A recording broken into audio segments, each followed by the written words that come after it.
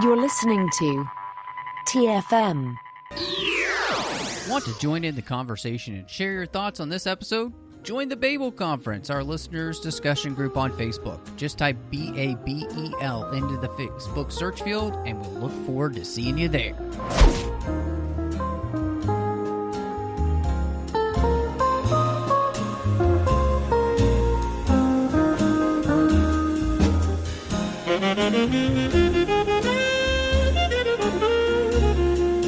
Hello and welcome to TFM's local watering hole, and I am just one of your hosts, Matthew Rushing, coming at you from Ord Mandel here at Sid's Place, drinking some, I think they call this Mandel table beer, and the Mandel mix is fantastic. And with me on this episode to discuss none other than Star Wars The Bad Batch Season 2 is the illustrious John Mills. Well, let's just call what I'm drinking Mandel Shine then. Ooh, I like Instead it. of Moonshine. Let's call it Mandel Shine. I'm telling you, the franchising and merchandising opportunities that Disney is leaving on the table with The Bad Batch are kind of blowing my mind. But hey, what do I know? I'm just a purchaser of goods, not an idea generator. That's just me. Are you not an idea? Did we not just generate some ideas there? Oh, no, I'm not paid by Disney to think of these things. I'm just throwing these ideas out there for free. Therefore, it's not my career. I'm just trying to be a helper, just trying to help people, trying to bring happiness to the world. I'm just giving away ideas for free here, people. For free. Just tossing them out like candy. Well, before we start tossing out our ideas on this season like candy or Mandel Mix, you can find us all over the place on social media. Please follow us on Twitter at The 602 Club. We're also on Instagram at The 602 Club TFM. You can also give us a star rating review on Apple Podcasts, help the show grow. We had a new review last week, so that was great to be able to do that. And, of course, make sure you're subscribed wherever you are listening to this podcast, and you will get it as soon as it drops. You can also give us star ratings on Spotify, which is helpful. You can also find us all over the place on social media other than Twitter. We're on Facebook with the entire network at facebook.com/TrekFM. You can also find us online at trek.fm. We've also got a listeners-only discussion group housed on Facebook called the Babel Conference. You can join. Just type a Babel into that search field there on Facebook, and you'll find us. You can join and talk to listeners from all over the world. Last but not least, a really important thing we would love to have you do is sponsor us over on Patreon so we can keep this network going. We can't do it without listeners just like you, so go to patreon.com/TrekFM and become part of our team. Now, John, one of the things that I'm always trying to find a way to do is that when we're talking about a season of television like this, especially The Bad Batch, yes, they're 30 minutes long, but we've got 16 episodes, and trying to find a way that is conducive to talking about that is sometimes difficult. And I wanted to start here with the idea of the season structure, because this is season 2 of The Bad Batch, and this season starts a little bit more lighthearted, I think, than maybe some people would have expected, and then kind of builds into a darker storyline. And I have heard some complaints from people about this, and so I wanted to get your thoughts on the way this season was structured and how you felt about it as you were watching through it. I mean, I don't get the complaint, because these are characters that we don't have a tremendous amount of history. This isn't like the Captain Rex show or something like that, where we can hit the ground running and everything they do is going to be immensely mythologically tied into everything. Like, we're still getting to know these people. Right. And not only are we getting to know them, now we're getting to know them in a completely different phase of their lives. Things have truly had enough time that they've got enough distance on the Clone Wars that they're finding their new identities out there. That's an important thing. Right. And to have a show that has honestly, I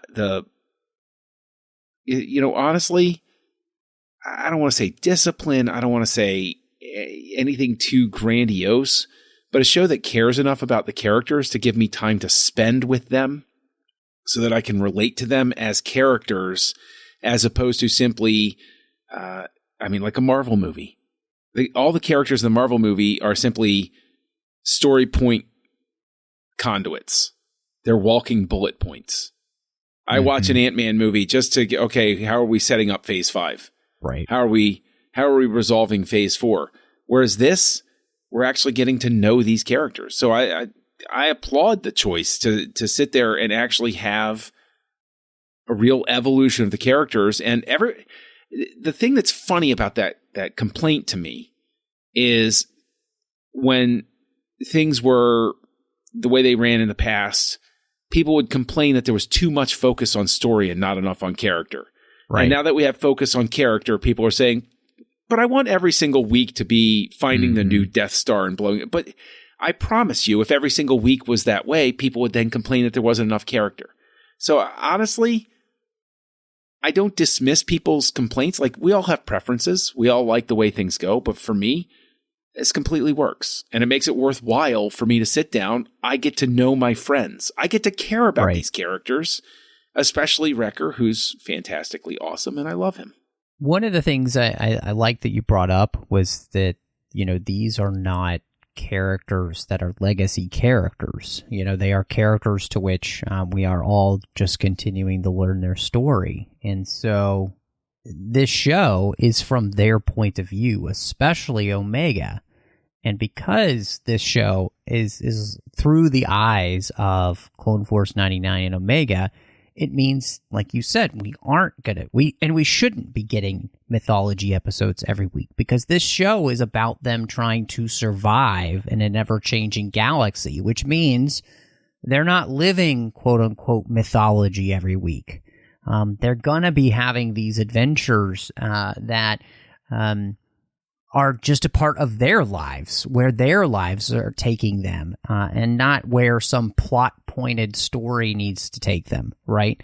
Now, they don't know it, of course, but they are a part of the larger mythology of Star Wars, and that's where the season goes. So by starting off at a more lighthearted place, so we get interesting stories like Spoils of War and Faster and Entombed, those allow us to be able to get to know these characters and kind of set up some of the ideas and themes of like family and everything for them, but at the same time, subtly hint at places we are going to go later in the season as well. We get demonstrations of their capabilities. Mm-hmm. We get important moments that convey to us where they are emotionally and mentally. Yes. The later Crosshair stuff works as well as it does because we get an earlier Bottle episode where he's given that moment. We get to see that beat where he says, okay, maybe I'm not backing the right horse here. Maybe this isn't working the way that I thought it would. And we get that moment, that first seed of doubt. So we get that important beat with the character. And it is something where what I stick on here is, for instance, you mentioned when they go for the heist on Dooku's planet. That's a character piece. That's a growth piece. But at the same time, it does the world building. It just isn't shoving it in your face.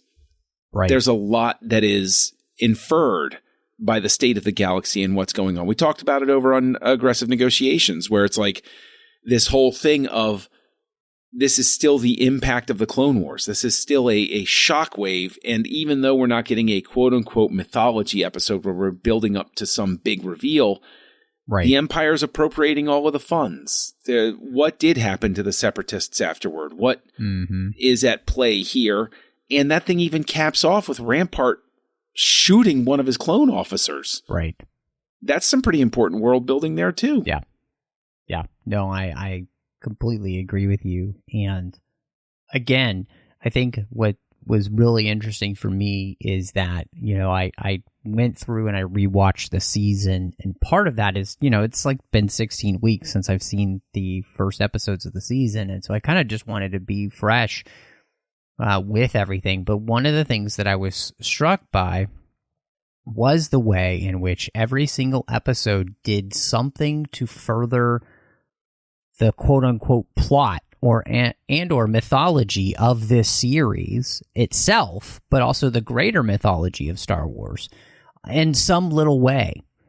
And so, like you mentioned, even the very first episode of the season, we set up not only who Rampart is and what he's about, but just how disposable the clones are becoming, which gets me into the fact that the clones, they are, I think, and I'm probably an idiot for just realizing this season really gave me the revelation that this series is about what happened to the clones, because we had loved those characters so much in the Clone Wars.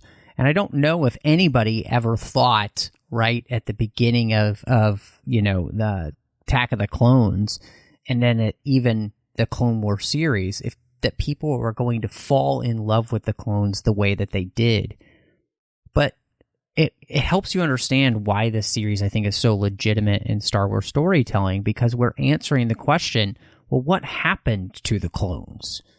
And it is of paramount importance, especially this season, what happened to the clones, how they got phased out by the Empire, why the Empire destroyed Camino, and all of these things. These are all the questions that we're dealing with through the lives of Force 99 and Omega, but also all of these other clones that we've known, like Rex, like Gregor.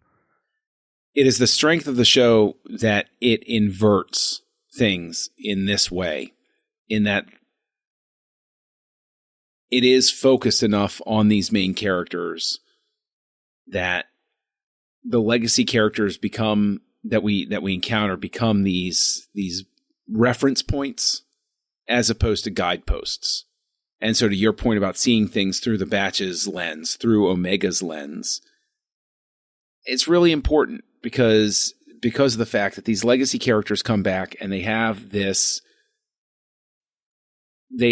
necessary function of being like our North Star or our other navigating stars to get through, so that we know where we are on the timeline. And then in terms of resolving what happened with the clones and our attachment to them, that still is from the Clone Wars. There were hints of that in the prequel movies, such as them having, hearing Oddball and Cody as names. But it really is something, I think, where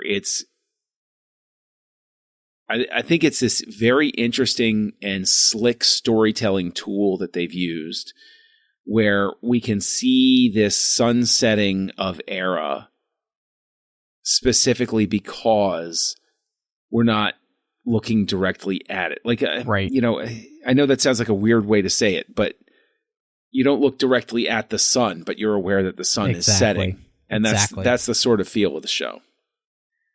No, I completely agree with you, and I think one of the beauties again of this season was bringing into focus that we are not just telling the story of what's going on with Clone Force 99 and Omega, but we're also filling you in on so we all fell in love with the clones throughout the Clone Wars, and so therefore, what happened to those characters? How did the galaxy get rid of clones?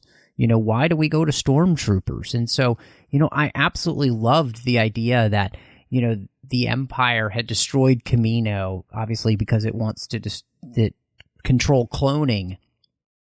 But the idea of, okay, we know that the clones are an accelerated growth rate. There are going to be aging out of being warriors. They're going to be aging out of being soldiers. Of course, the Empire is also dealing with the fact that too many clones are fighting against the programming of Order 66 and compliancy. And so that becomes a problem for the Empire. And then on top of that, you also have senators like Senator Chuchi from the Clone Wars, we know, and working with Bail Organa to figure out clones' rights as they retire. Where's their pension? What becomes of their lives? And then to watch Palpatine be one step ahead again and take advantage of the situation to replace clones with stormtroopers because of the inability of clones to follow orders. The way he's able to twist that to his advantage is just so deliciously beautiful, and it seems so effortless. And then when it happens, you're like, well, duh. It is an effortless and beautiful thing.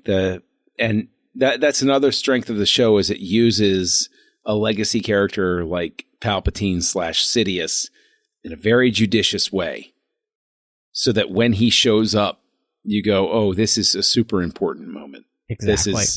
They don't waste this card. They play it when they need to.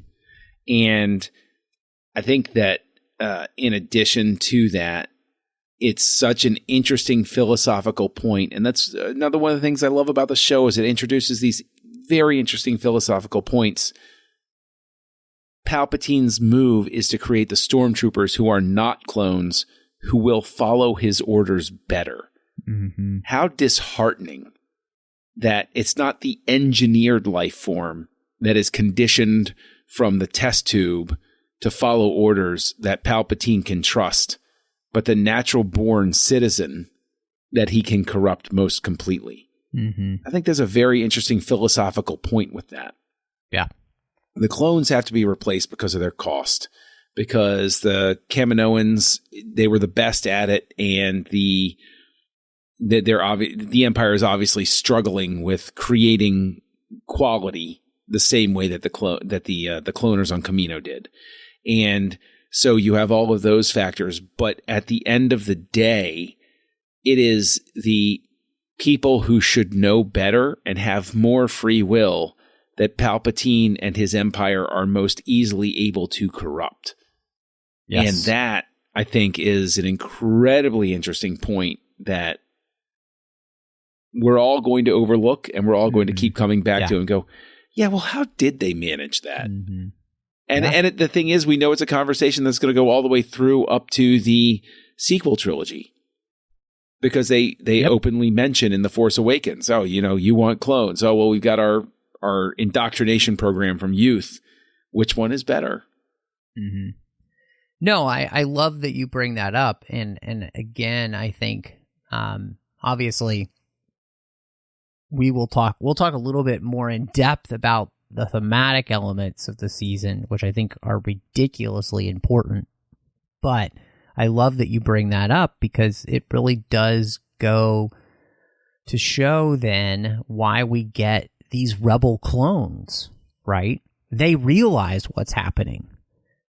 Rex, Gregor, and others who are working with Senator Chuchi to try and save these clones from the Empire, because they've woken up to the fact that, yeah, one, we were used, and two, now we're being used in a way which we don't completely understand, but we know it ain't good. And so we've got to do something to help ourselves and to help our brothers, which is, what this show has always been about, really. It harkens back. You mentioned a conversation we had on Aggressive Negotiations, where we're talking about the way in which this show is something that has a deep inheritance from the Clone Wars.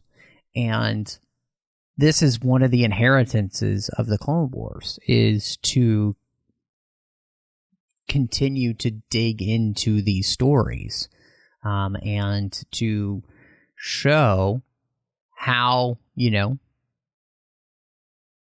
Lucas was always using the prequel trilogy to show us how we go from a republic to, authoritarianism.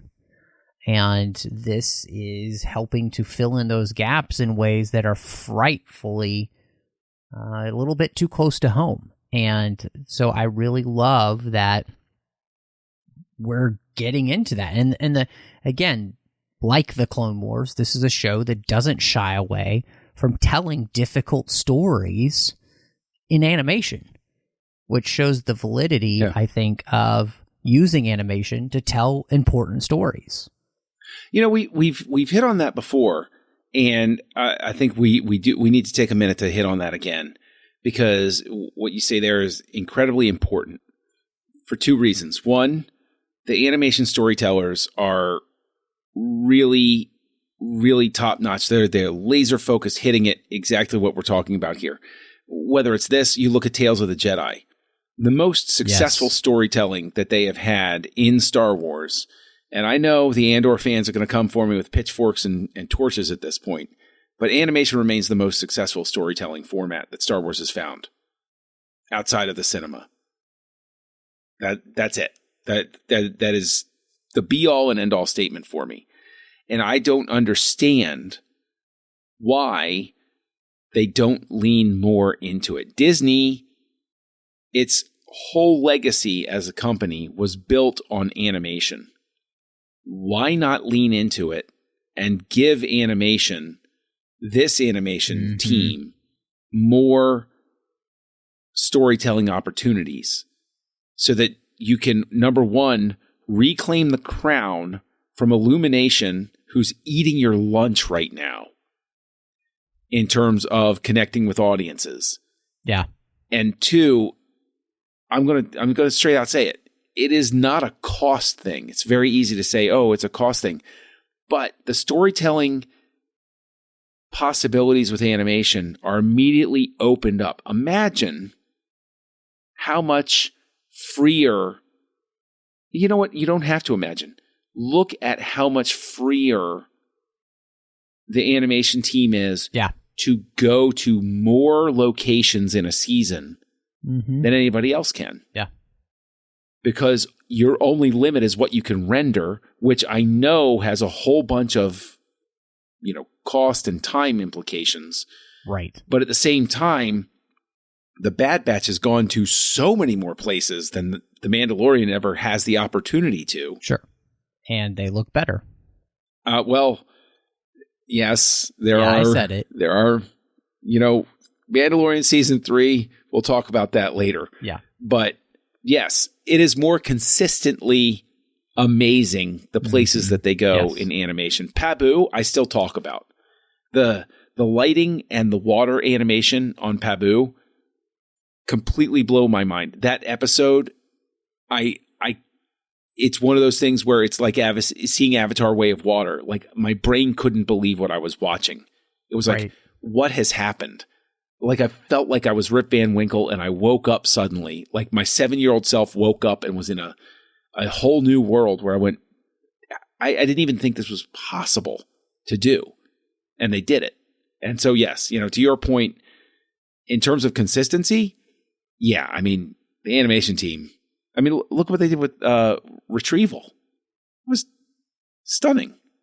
Well, anyway, I heartily agree with you, because I was just kind of keeping a tally. And again, this is not the full list of references to films that we got, but like the Clone Wars, referencing other films and genres. So these are just some of the ones that I came up with.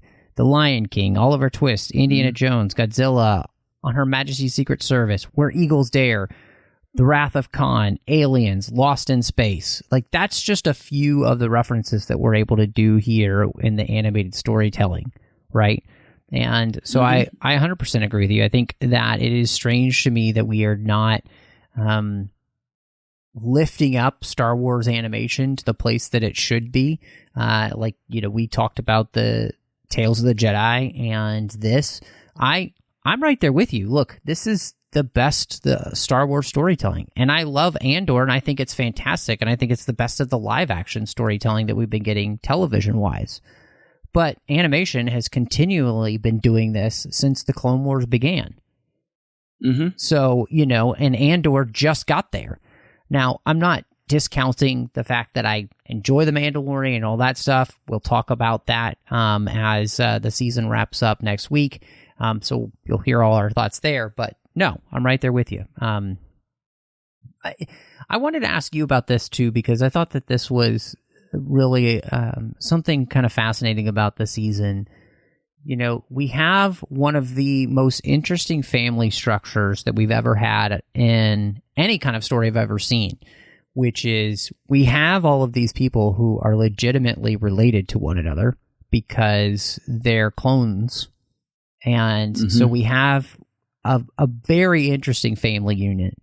And this season really became about the idea that this group is a family.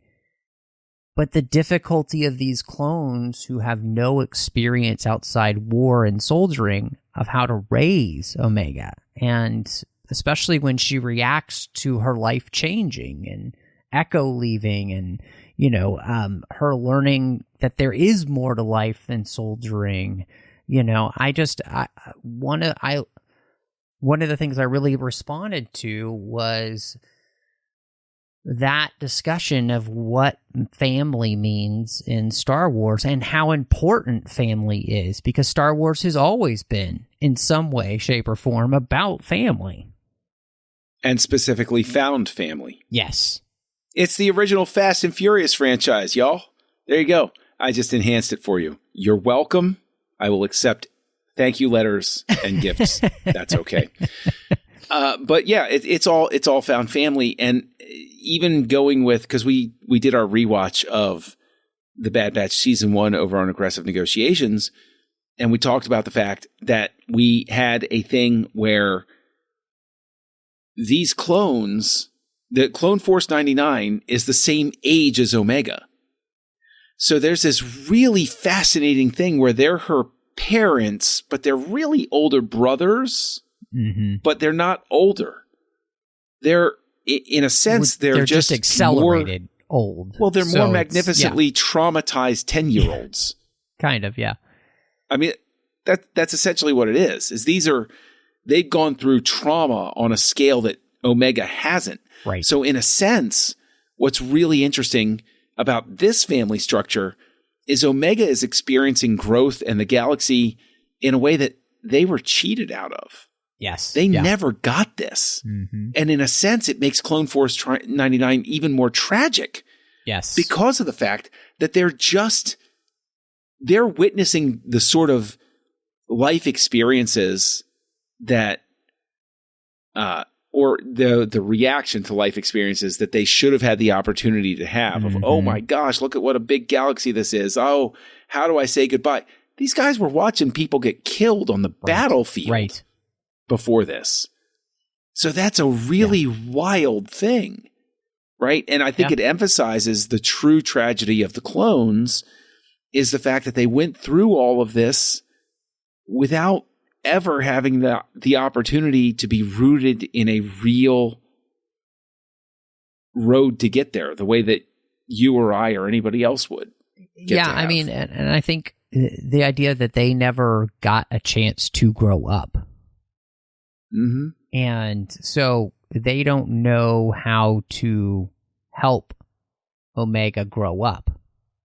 They don't really know how to show her a world that isn't what they know, the only thing they know, which is being soldiers.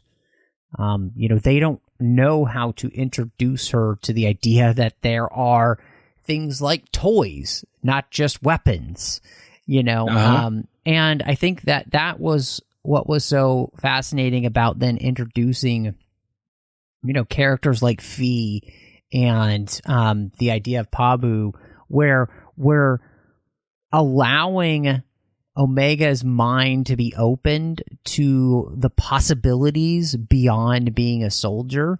We're also, too, she's seeing how big the galaxy is. Like when she goes to Coruscant and she realizes that there's just so much more to existence than just being a soldier. And then, of course, the moment that I would say, Liberty died a second time, she gets to witness. She's literally there.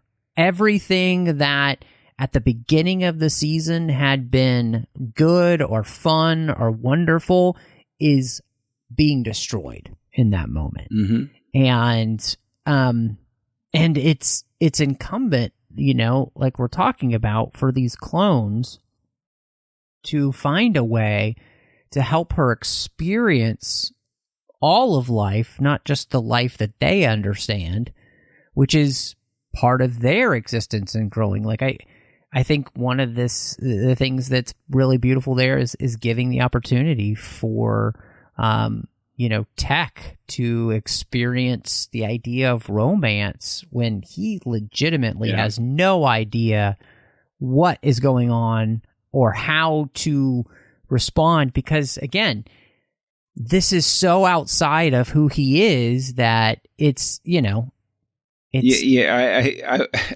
let me interject on that one too, because one of the things that I love / hate about this season is they leaned into my expectation.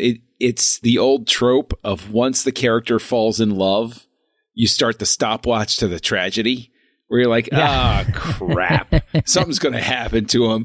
And I even joked with myself while I was watching it when they had that awkward goodbye and everything. Mm-hmm. And it's like, it's obvious they got feelings burgeoning. I said to myself, crud. I know how this one works. Yeah. Now, season 3, we might have a miraculous Tech revival, which is fine.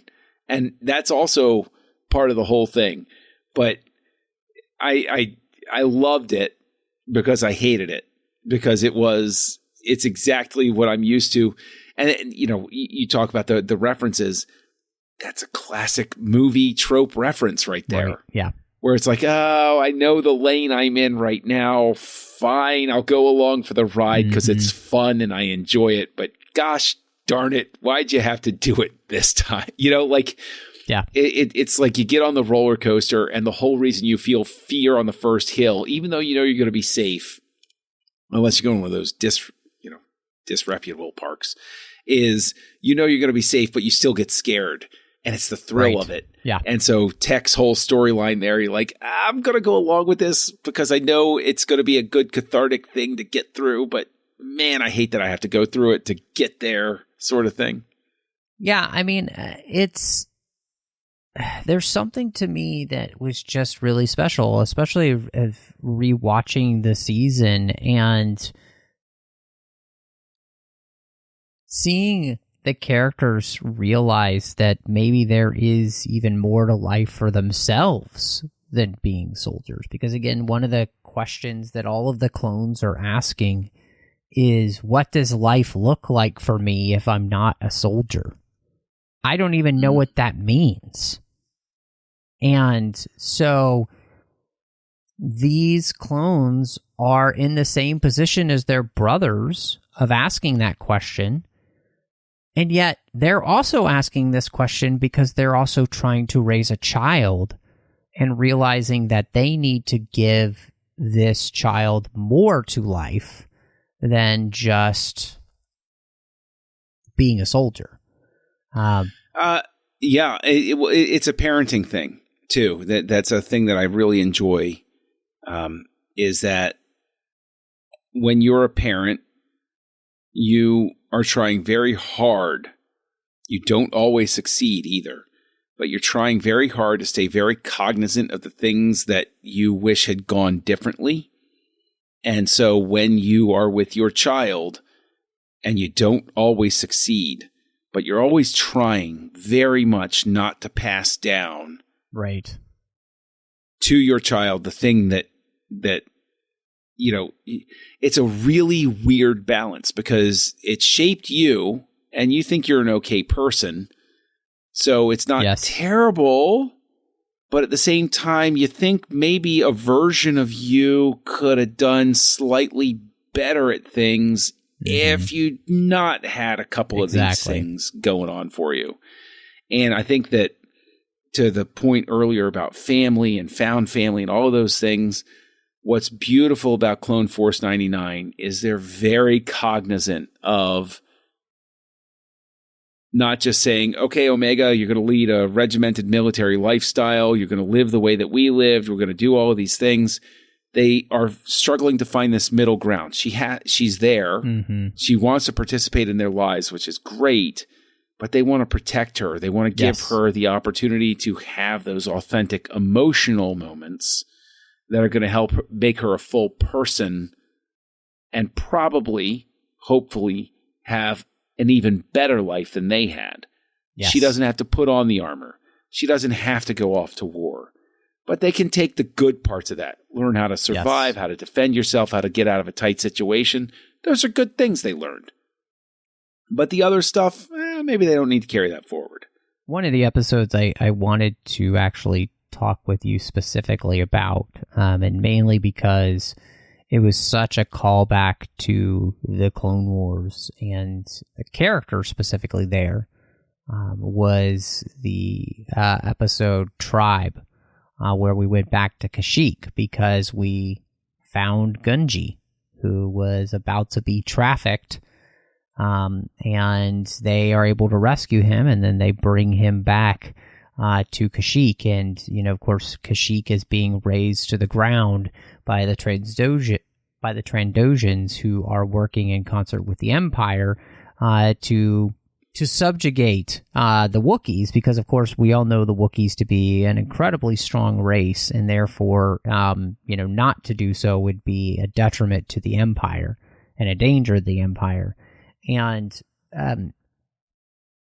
I really loved this episode for the way it was able to not only serve the connection with the Clone Wars, but I really liked the episode for introducing Omega to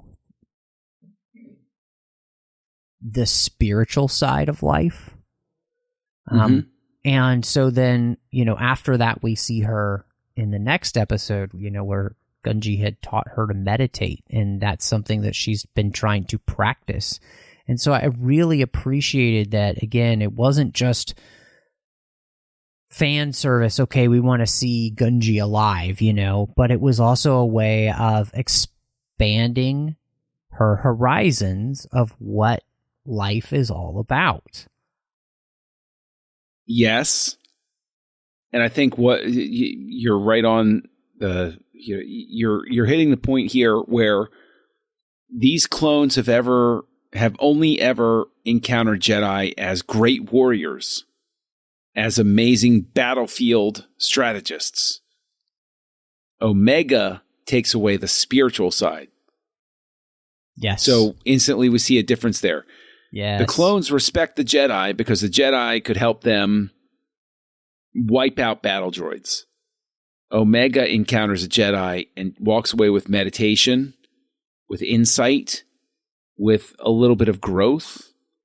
So it's a different type of relationship. And so we see that new life in the new generation going on. I think this episode's also worth pointing out that it's the first time I noticed, at least, that we switched from stun setting to kill setting with Clone Force 99's blasters. And I thought that was really interesting because it became a semi-consistent thing, or you know what, I'll just say consistent thing, where the difference in how they used stun and kill was very subtle throughout the rest of the season. And I applaud it because slavers, yeah, okay, shoot them. Fellow clones, we're going to stun them. They can't really help what they're doing here. I think that's a really interesting and very subtle, and they don't call attention to it. They really don't call attention to it. Even when we get to a later episode when Crosshair is trying to get to a place where he can transmit to Clone Force 99 to warn them. And when he grabs the blaster, it's on kill. But before he does something, he switches it to stun before he consciously pulls that trigger.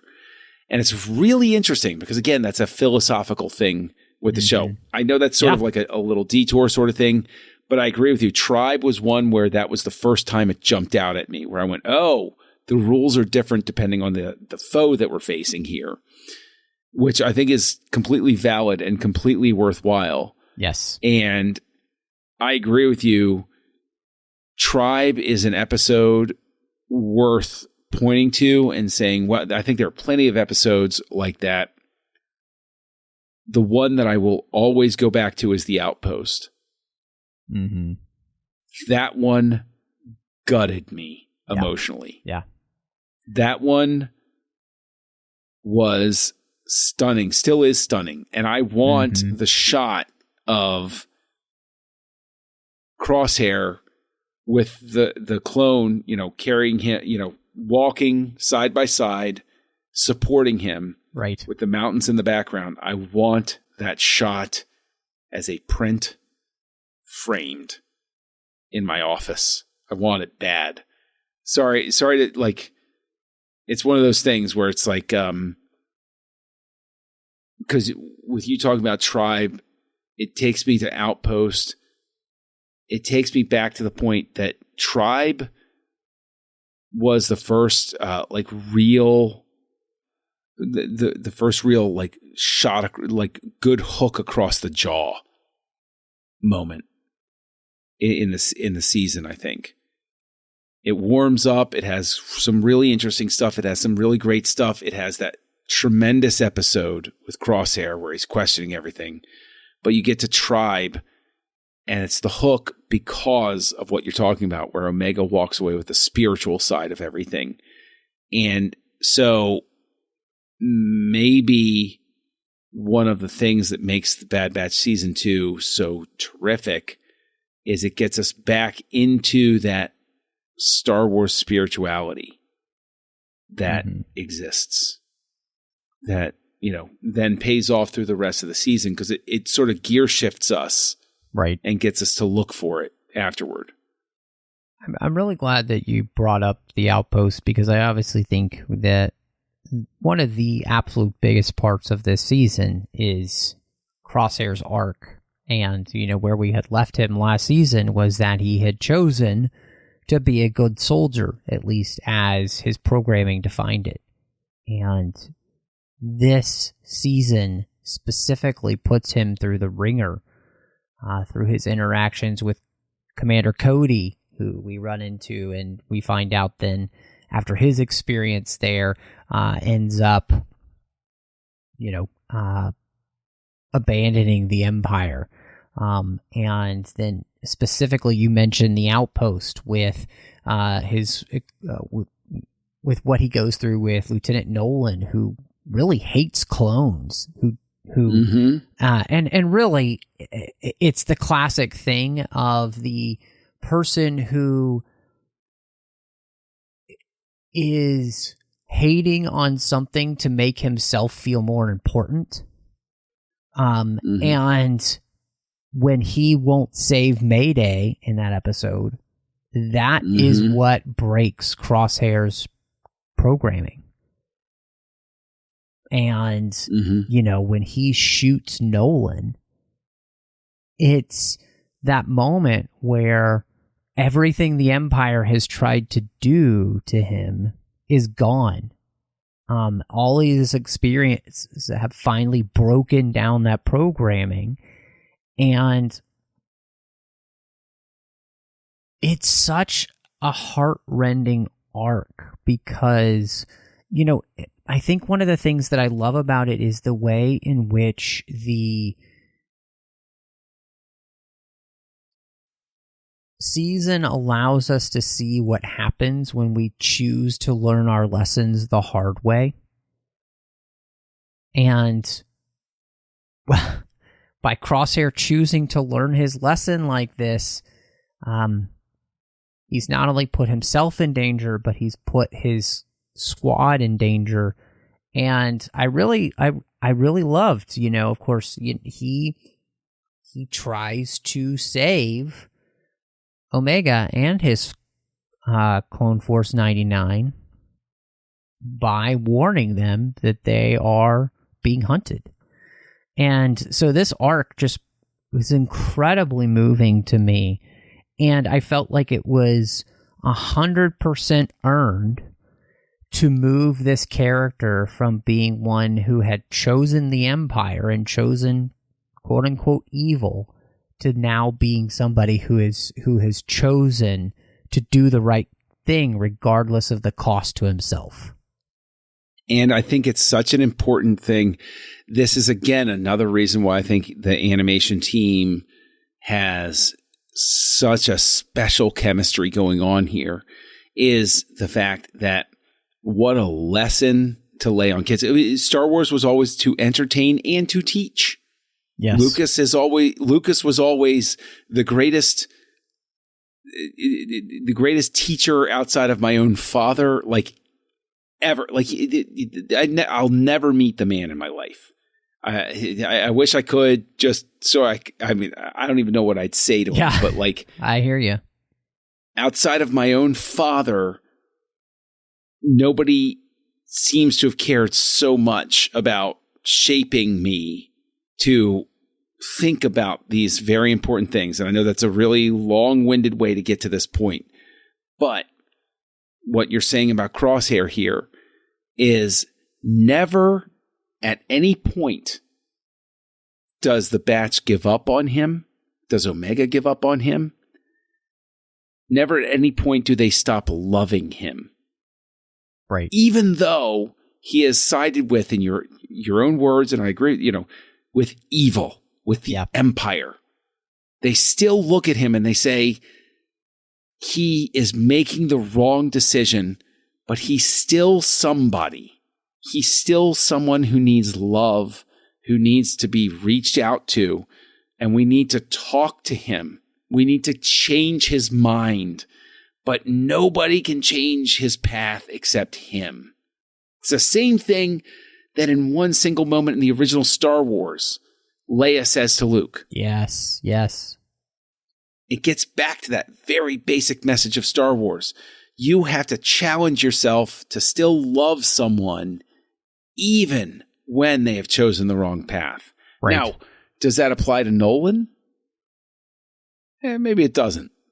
You can interact with a guy like Nolan after a day and be like, that he's not going to listen to anybody except any supreme being that he might meet when he crosses that final line. But somebody like Crosshair, somebody like the other clones who are serving just because they're bred to serve, right? Those people, you need to be willing not to paint everybody with one brush, but to look at somebody and say, I still love you, even though you've gone down the wrong path. Right. And I will simply remind you that I believe you can find the right path. Exactly. And Crosshair, I mean, what an incredible arc. I defy you. Name to me a live action series from either Star Wars or Marvel or any of the big Disney tentpole stuff that compares to Crosshairs in the last year. Yeah, I can't.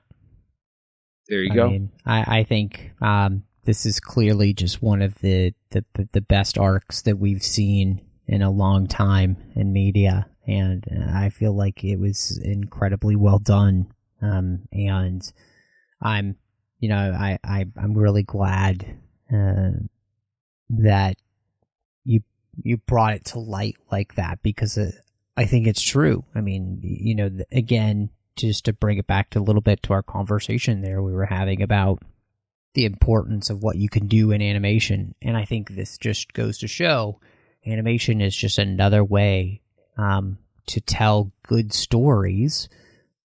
It's just a different medium to do it in. Christy and I were talking about this idea with Super Mario last week.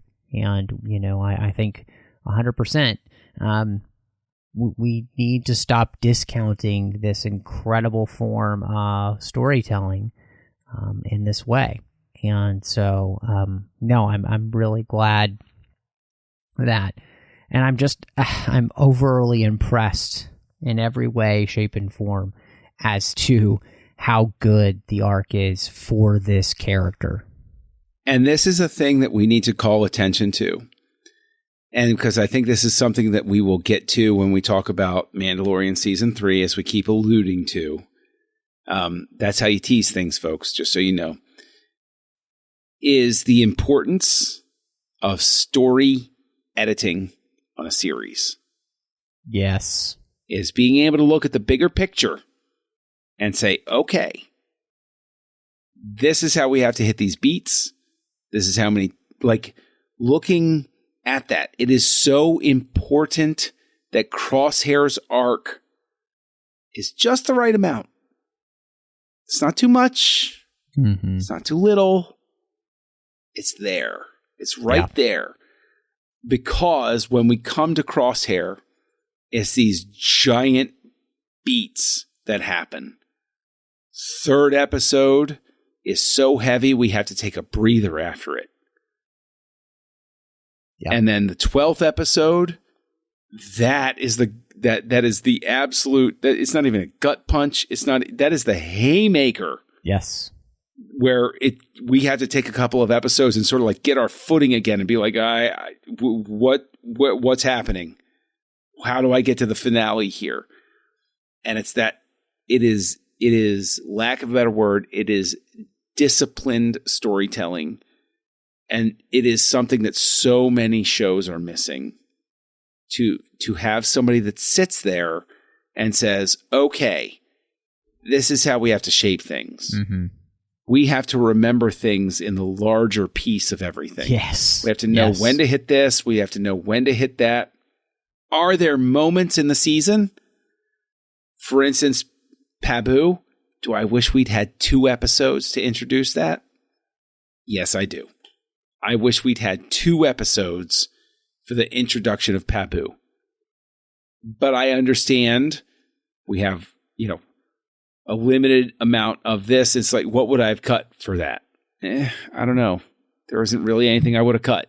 So, okay, I get it. There's the push and pull. But it is super important to have that larger view of how you have to get there.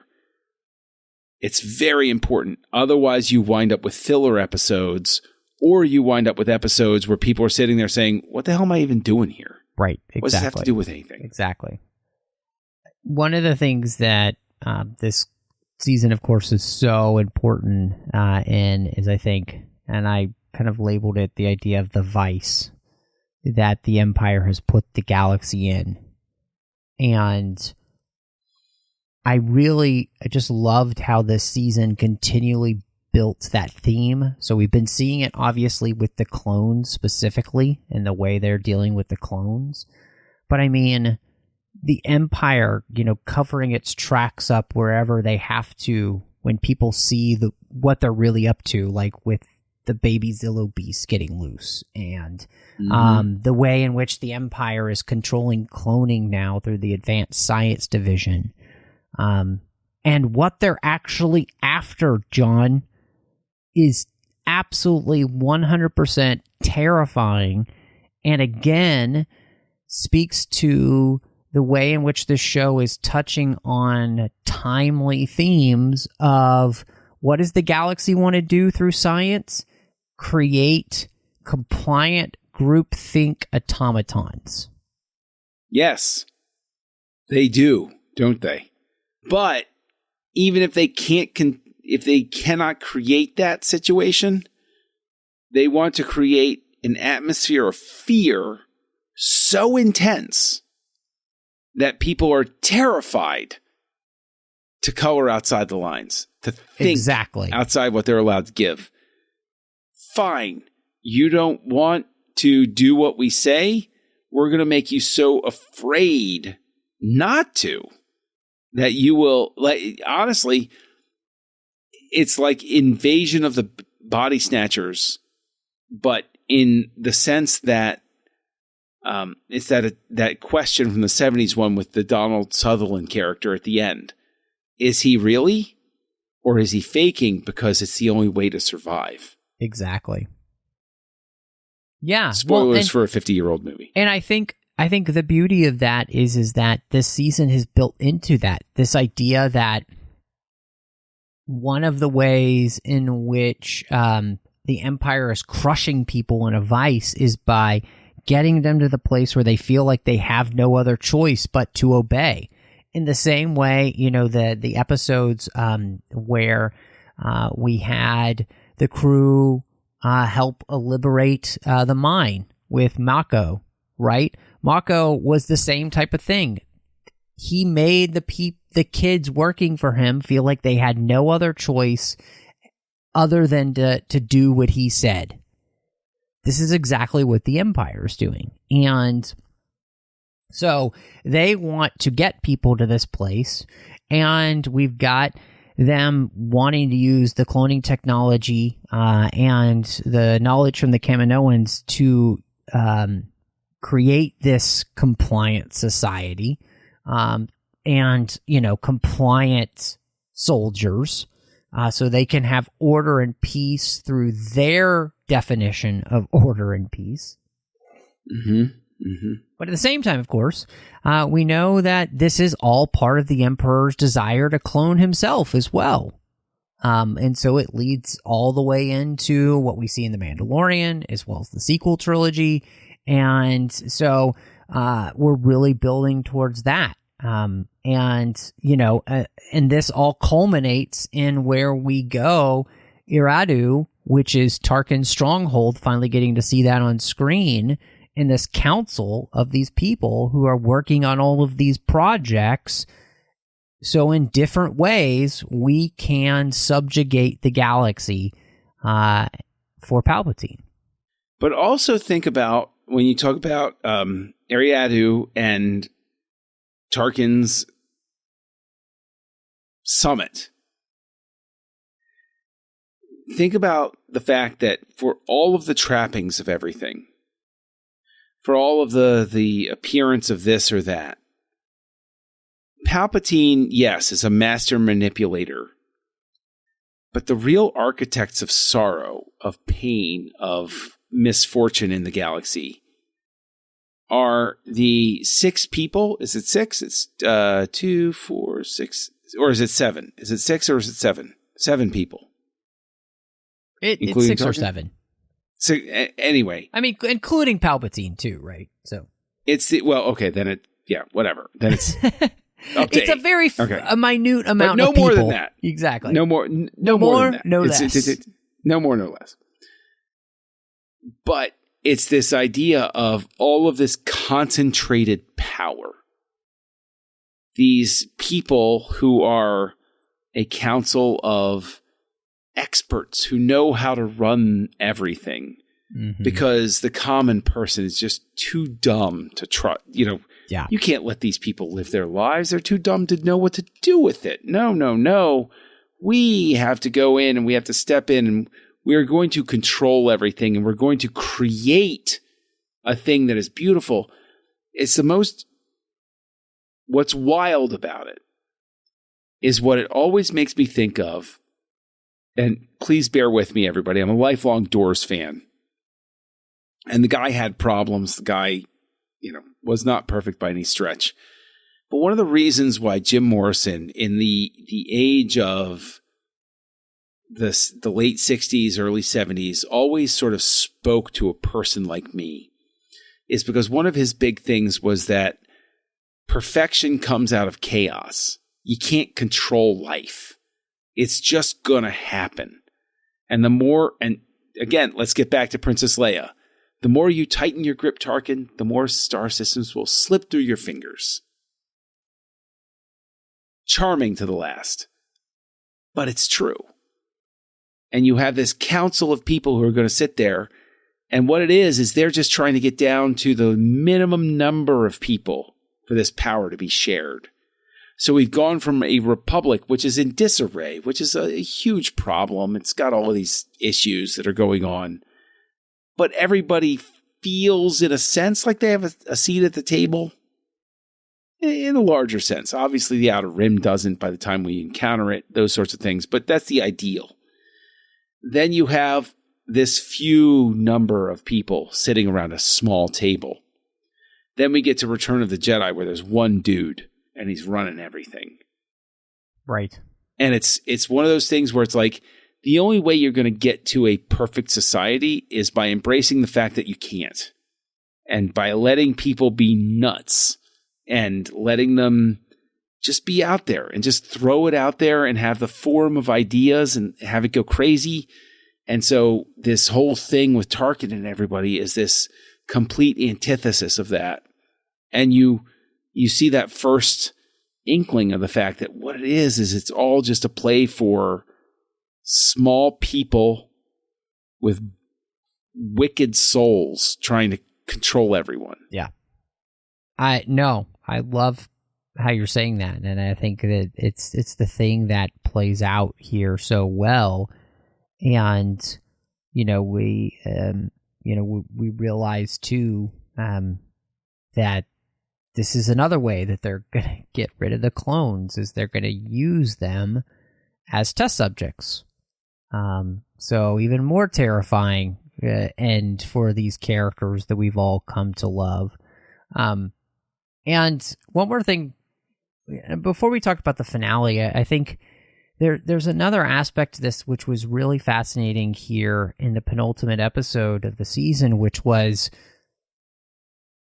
they run into somebody that we know, and it's Saw Gerrera.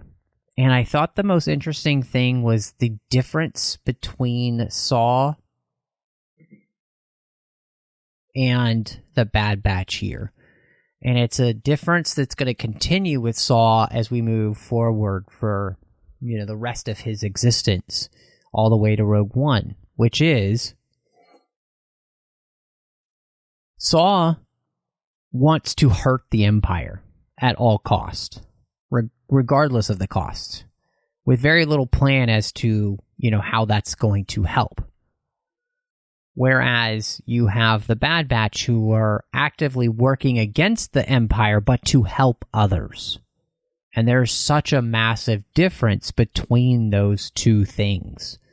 And it's one of the reasons that Saw, of course, continues and stays such a dangerous character for the rest of the time we know him, because he is so sold out to just this one idea, which is, I must hurt the Empire. And it's just a rage thing. It's not really about finding a way to help the rest of the galaxy overcome the Empire. And I really appreciated the way in which this season really began that theme. So especially, you think if you're watching chronologically, you're going to see that continue with Saw, and it's only going to get worse. Yes. And I love that we come back to Saw. That Saw is he's our touch point. Because that, we talked earlier about how, you keep loving somebody even when they're making the wrong choices. But Saw, right, he's a bigger challenge than anybody else, because all Saw's really looking for is what you said, to hurt. Saw's kidding himself that there's any greater glory or greater goal. If he won the next day, then he would still, I firmly believe, let's say he survives Rogue One, he's still going to be fighting against the Republic. Yeah. Because they're corrupt and they're doing the wrong thing. And so there's this idea that there are people who can be so broken, yes, from what they've gone through, that, all they know is how to lash out and cause pain in return. Yeah. Yeah, no, I was really struck by that. And like you, I thought it was wonderful to be able to see that play out in this way. And so the finale, John, one of the big things that we get, of course, in this finale is the fact that Tech makes the ultimate sacrifice. And, as of this moment, in all honesty, we do not know if he will be coming back. And so, what did you think of us losing one of the members of the Bad Batch? It hurt. And it hurt largely in this sense that it feels inevitable that we will in some way lose them all. Let's call it the Qui-Gon conundrum. That when I see a character that isn't even referenced in a chronologically later story, I think to myself, crap. They're not going to make it. And it makes me afraid for what's going to happen in the future. And so, in a sense, I applaud it, specifically because it unsettles me to the point that it makes me more invested in what's going to happen to the rest of everybody. So from a storytelling sense, losing Tech is extremely effective. Yes. It hurts, and it's supposed to. And the fact that it does speaks to the fact that all of the stuff we talked about with building the characters worked. I wouldn't care if I didn't care. And I care because they made me care. Yeah, and I trace it all the way back. I trace it all the way back to the fact that they made the decision to have him play such a role in Faster. Yeah. And you suddenly say, okay. And to have him play such a role in training Omega how to fly. Yeah. And you say, okay. That makes it sting. And it's great storytelling. It's necessary. It reminds me why I do and why I should care about what happens to these characters. And the fact that I need to know that I could lose all of them. Yeah. Yeah, I loved that moment, because, again, one of the things that they're doing is, I think, referencing so many wonderful moments in so many great films across time where a character makes this choice for the greater good, I think, of course, like, and then in that moment, I was kind of thinking of the Wrath of Khan moment, right?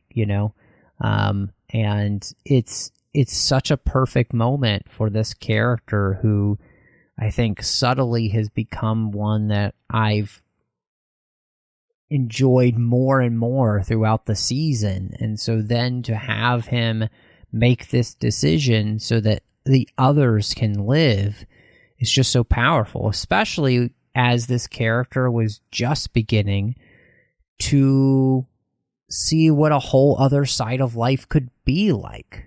Realizing there could be more to life than just being a soldier and analyzing data all the time. It's great. I think it's just really well done.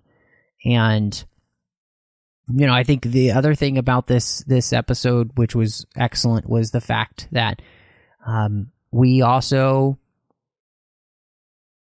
finally make good on all the ways in which this season has been building to the story point that Sid is not trustworthy and that she is not willing to sacrifice herself for the Bad Batch and turns them over to the Empire. And we've seen it coming, but it didn't make it any easier to witness.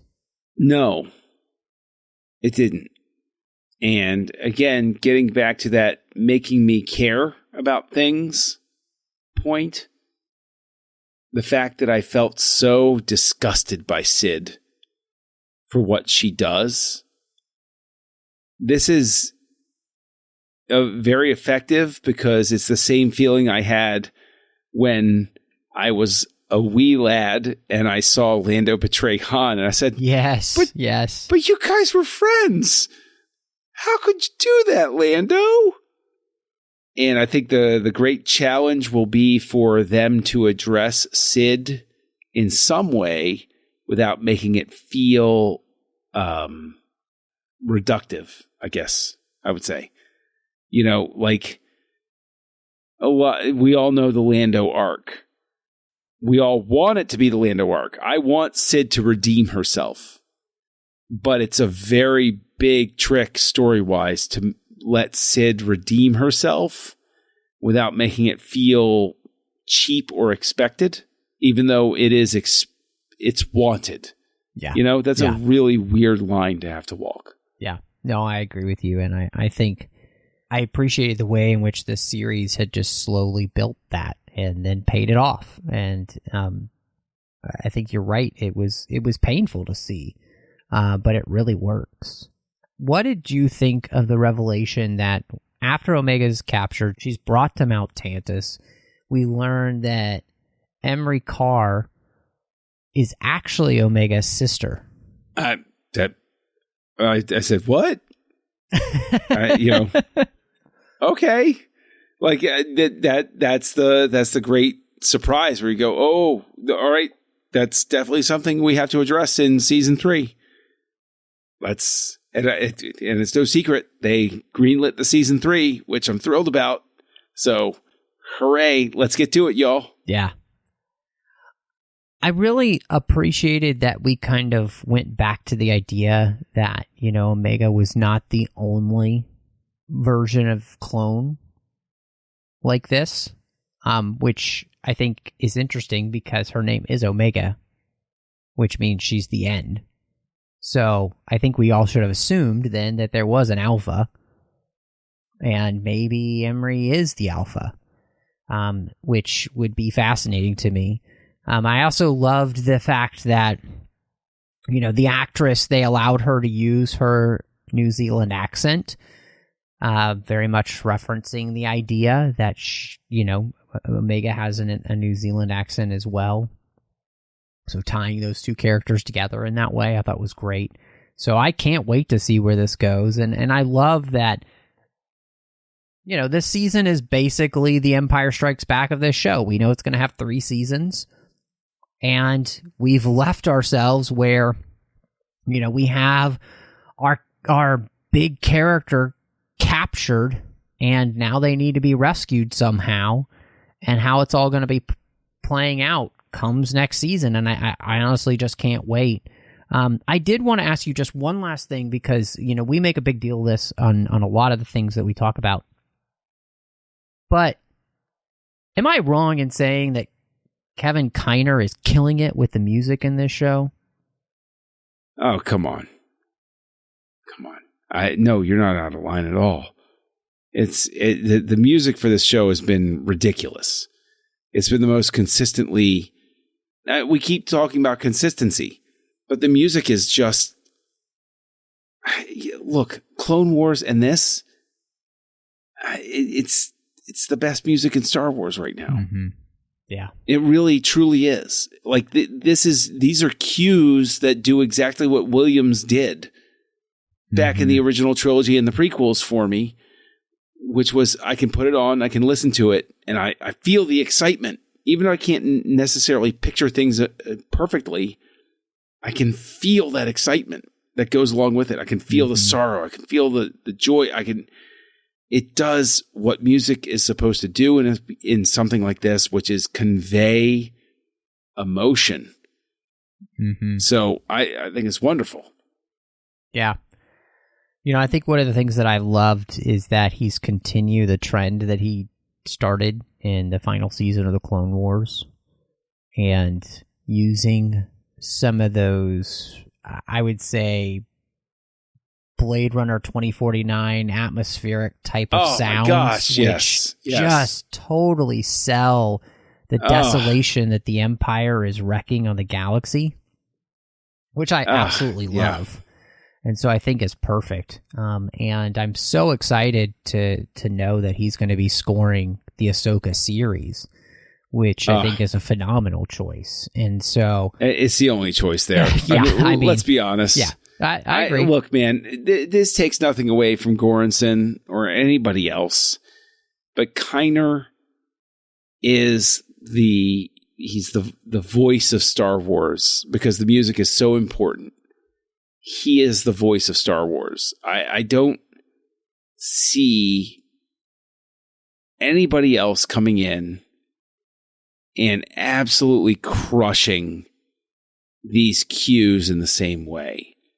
Like, this is something, I mean, maybe somebody could, but I would say, oh, well, that person would have to be mentored by Kiner. This would have to be somebody, it's sort of the Hans Zimmer principle. Other people come up, like Junkie XL comes up, but he worked with Zimmer, and Zimmer helped him get there.